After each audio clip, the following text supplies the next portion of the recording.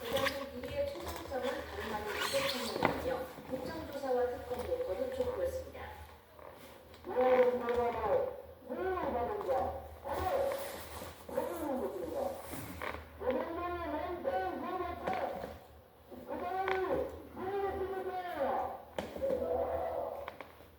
국민의힘은 이번 주에도 내내 장외에서 투쟁을 이어간다는 방침입니다.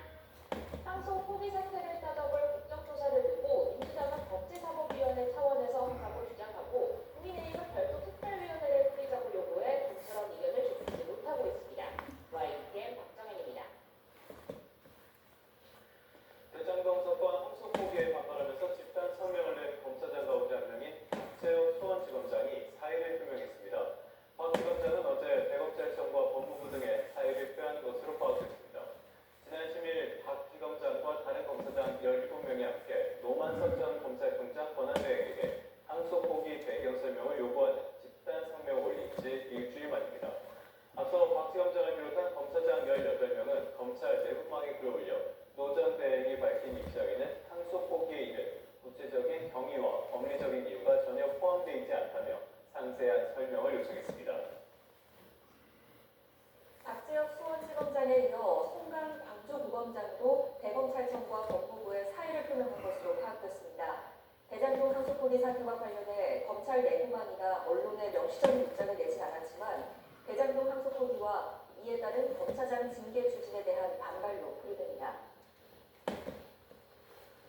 항소를 포기했으니 이런 일이 생기는 거겠죠. 대장동 사건 1심에서 추징금을 선고받지 않은 남욱 변호사의 조치가 매물로 나왔습니다. 이 땅은 앞서 검찰이 동결 조치한 자산 중에 하나인데 검찰의 항소 포기로 일당의 현금화가 시작되는 게 아니라는 우려가 계속되고 있습니다. 우종훈 기자입니다.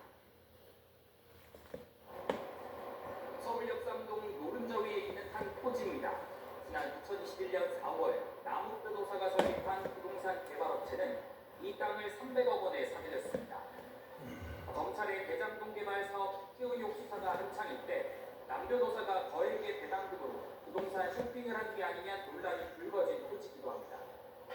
그런데 최근 해당 토지가 500억 원짜리 매물로 부동산 정보 사이트에 등장했습니다.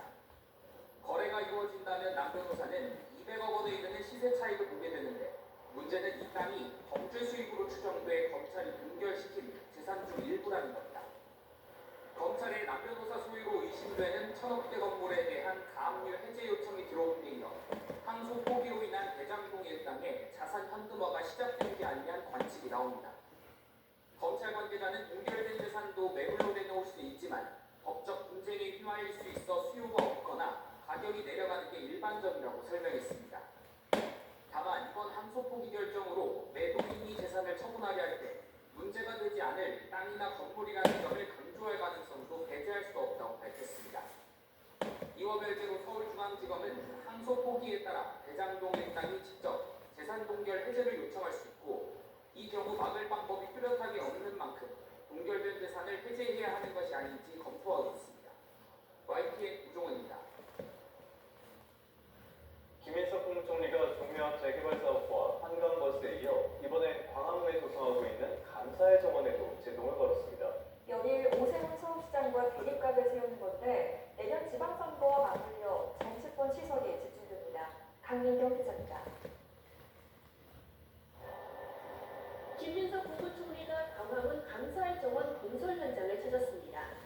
6.25 전쟁에 참전했던 22개 나라 석재를 총 모양으로 깎아 상징 공간을 만드는 사업으로 내년 4월 준공을 목표로 오세훈 서울시장이 공을 들이고 있습니다. 진짜 이상하다며 현장 구석구석을 살핀 김 총리는 법적, 절차적 문제를 확인하겠다며 이렇게 말했습니다. 세종과 이순신을 모신 공간에 받도총 석재 조형물을 배치하는 것에 대해서 국민들께서 좀 이해하실지 의문이 종묘 재개발과 한강버스에 이어 감사의 정원까지 3연타로 잇따라 김민석 대 오세훈의 대립구도가 연출된 겁니다. 민주당도 합작 공세에 나섰습니다. 특히 끊임없이 자국이 나오는 한강버스 사업에 화력을 집중하는 모습입니다.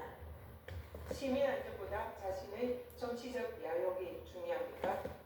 오세훈 시장은 서울 시민께 석고대죄하고 별다른 문제가 없다던 오 시장의 국정감사 발언을 토대로 법적 조치도 예고했습니다.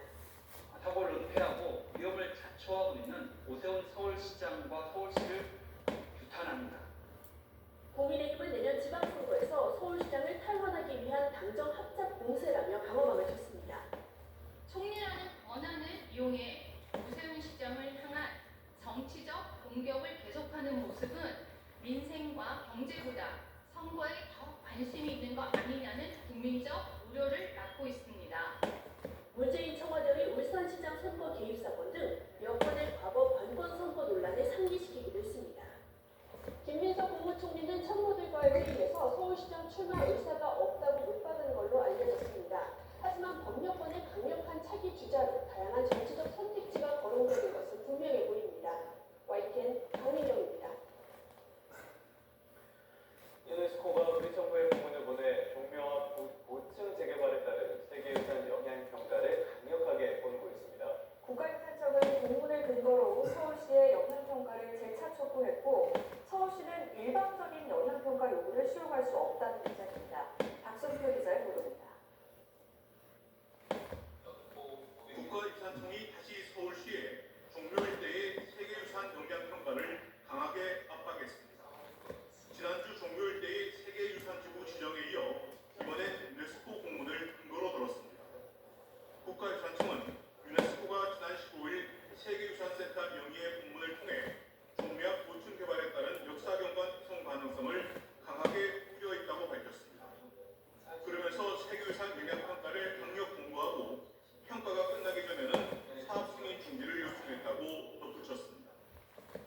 세계유산 영향평가는 전 세계의 세계유산 협약 당사 국들이 유네스코 지침에 따라서 준수하고 인증하는 국제 수준의 보증 관리 제도로서 세계유산 가치가 보호되는 선에서 공정 가능한 개발 요구적